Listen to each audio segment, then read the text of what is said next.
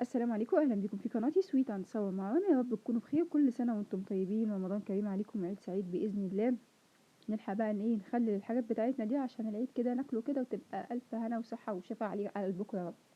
النهارده هنعمل البساوية والسردين. الفسيخ نفس التكنيك برضو يا جماعة، مفيهوش أي مشكلة خالص. احنا بس شايفين البساوية ما شاء الله شكلها حلو ازاي.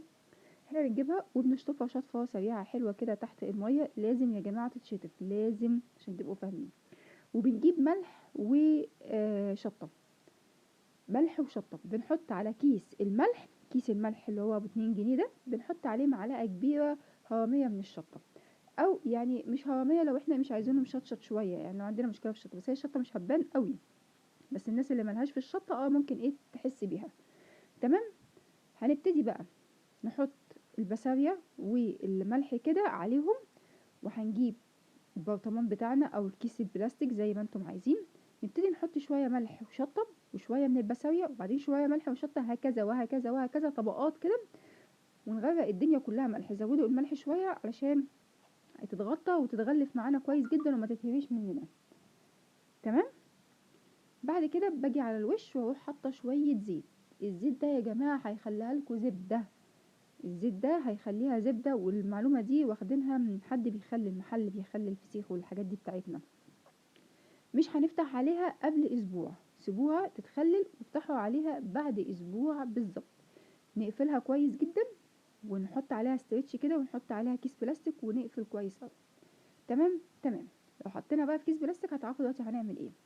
نيجي بقى للسردين. السردين برضو بنجيبه وبنغسله كويس وبنحطه تحت في مصفى كده يكون واقف براسه عشان ينزل كل المية بتاعته والدم وكل حاجة فيه موجودة فيه. تمام. ادي الميه اهو بقت ليله كامله، صفى الميه بتاعته كلها اهو.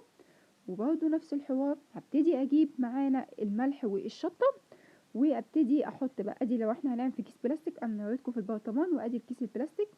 هبتدي احط شويه ملح وشطه حلوين كده في الكيس، وبعد كده احط طبقه من السردين، وبعد كده اعكس الراس يبقى الراس مكان الديل. ليه؟ عشان اوفر مساحه وفي نفس الوقت اخلي الملح والشطه يدخلوا في كل حته. وابتدي برضو احط كل طبقة لازم عليها على طول الطبقة بتاعة الملح والشطة بتاعتنا. تمام. وبرضو ما ننساش كمية الزيت، نحط شوية زيت حلوين. الزيت اللي احنا هنحطه ده هو اللي هيخليه معاكم زبدة وطري زي ما هتشوفوا دلوقتي في نهاية الفيديو شكله عامل ازاي. حطيت شوية الزبدة السمنة بتوعي اسفة، وهبتدي بقى اخرج الهواء وابتدي اقفل بالكيس كويس جدا واخرج منه الهواء، واحط كيس جوه كيس عشان اي حاجه هتنزل كده كده هتلاقوا فيه حاجات نازله. لازم لو عندنا بقى كيس اسود في الاخر نغلف بيه عشان اخد كل الهواء بتاعي الجو بتاعنا اللي هو السخونيه بتاعه البوتاجاز مع الشمس مع كل الكلام ده كله. تمام. كل ده ابتدي بقى احتفظ بيه في الكيس الاسود ده لو عندكم.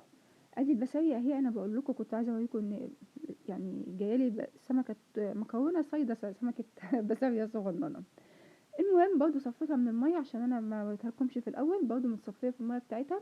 اديني اهو غلفت، برضو حطيت الكيس الاسود ده وبعد كده غلفت الاسترتش بيه كويس جدا. قفل قفل واخرج هوا، كل ما هقفل اخرج منها الهوا واضغط كده جامد عشان الهوا يخرج. طيب احنا هنسيبها كده وهنسيب البسارية والسردين لمده اسبوع. طب هنعمل ايه؟ كل يوم اقوم اقلبه على اتجاه، مرة بالعرض ومرة بالطول، لغاية الاسبوع بتاعي ما يخلص عشان اتأكد ان هو خلاص تمام استوى. طيب لو فسيخ ما بنعملش حاجة غير ان احنا بنحط ملح في الخياشيم، طبعا بنغسله وبنصفيه برضو زي ما شفنا كده، وبنحط ملح في الخياشيم، وبرضو بنقعد نقلب كويس برضو.